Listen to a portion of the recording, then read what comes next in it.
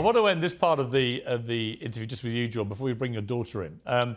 My team were curious whether you would be able, actually physically able, to answer questions with just one-word answers, because you think about things on such a high intellectual plane. You're very articulate, you're very thoughtful about them. So I just want to throw a few questions at you and just see whether you can. I'm not saying you have to, I'm just saying, can you? Some are straightforward, some a little bit more complex, but what's one piece of music we should all listen to? Hank Williams. Which song? Any of them? Lovesick Blues. Well, the supplementary is why? Plaintive Truth. Perfect. Can money make you happy? Yes. Not by itself. Right. But having money would make you more happy than not having money. Having money and opportunity are very similar, and if you're wise, having more opportunity can be better.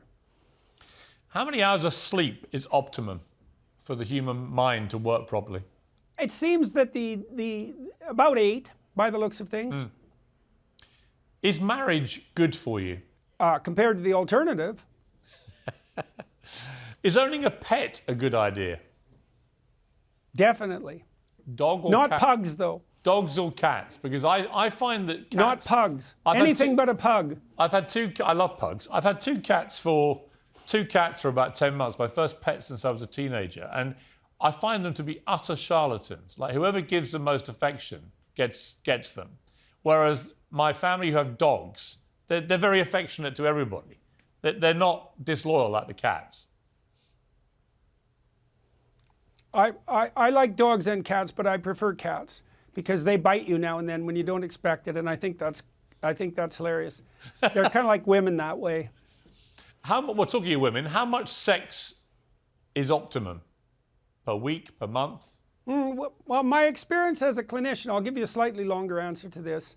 My experience as a clinician is that people who are married need to communicate about their daily issues for about 90 minutes a week, and they need to spend at least they need to have 2 dates a week minimum to sustain their relationship across time. Now, it varies with the couple, obviously, but that's 90 minutes of business-like communication to set everything straight and to keep you updated with your partner, and then you have to have 2 dates a week to keep the romance in your life alive, and it's really, really, really important to do that.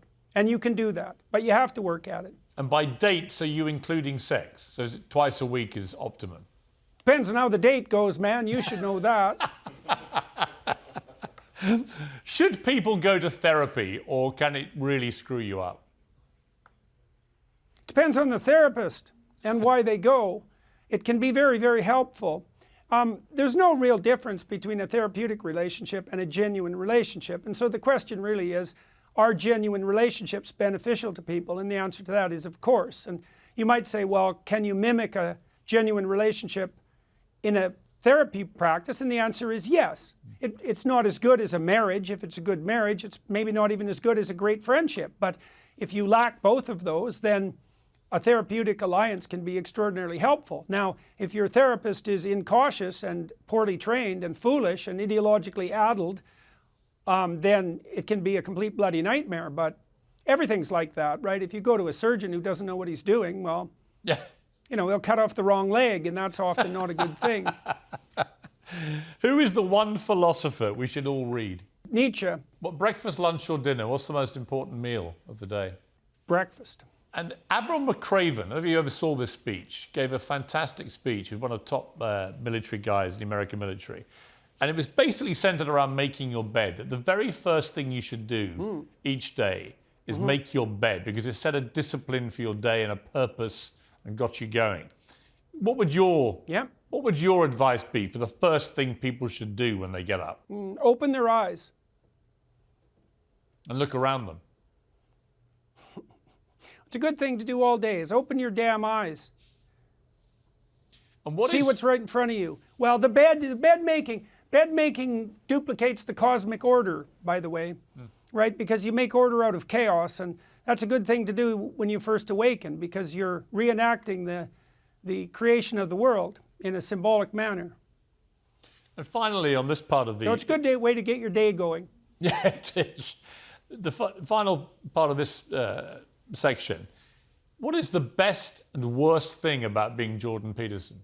The worst? I'm a bit much, you might say. I'm sort of running in all directions very rapidly, and so that can be a bit much. It's hard on people around me. I'm a bit much, man. And what's the best thing about you? The best thing about being me? Yeah. It's overwhelming, really. Well, the deep appreciation that people have for what I've been doing. It's stunning. It's soul destroying, but it's amazing. Is it not soul enhancing? I mean, I feel it when I do interviews with you, the reaction I get from people, just how much you mean to them. I mean, I can imagine it's soul... Yeah, well, that's a bit much, you know. I mean, look, when I go, wherever I go, it's so strange, because wherever I go, it's like I have friends there, because I walk down the street and people wave at me and, you know, they call up my name, and it's a bit much. It's amazing. It's really something, but... It's amazing. But it's hard to... It's hard to wrap my head around it. It's very hard to wrap my head around it. And especially because it happened to me, you know, when I was, well, when I was older than 50. It's been quite an adjustment. I wouldn't say it's one I've made. And it's an immense responsibility. And I'm not complaining about that at all. I'd be a fool to complain, an ungrateful fool. But it's, you know, it's a strange thing to have far more than you could ever imagine. What do you mean? Well, that's my life. I have far more than I could ever imagine. I didn't think it was possible. I mean, you've become somebody who, in the later stage of your life... Now you did it again. You got me again, God damn it. Yeah, it's very interesting. I mean, you are an emotional person, I know that. But I think it's also interesting to me what makes you emotional. And in a way, it's similar to why you were emotional last time I talked to you, is that you are very acutely aware of the influence you now have over so many millions of people. And I think you feel that responsibility profoundly. And I think that's what triggers in you an emotion. It's gratitude. Yeah. It's an amazing... You know, imagine someone gave you everything you could possibly imagine. Yeah. And more. Well, that's the situation I'm in. And do you find it overwhelming sometimes? Always. Always. Yeah. I think that's partly what made me ill. Yeah.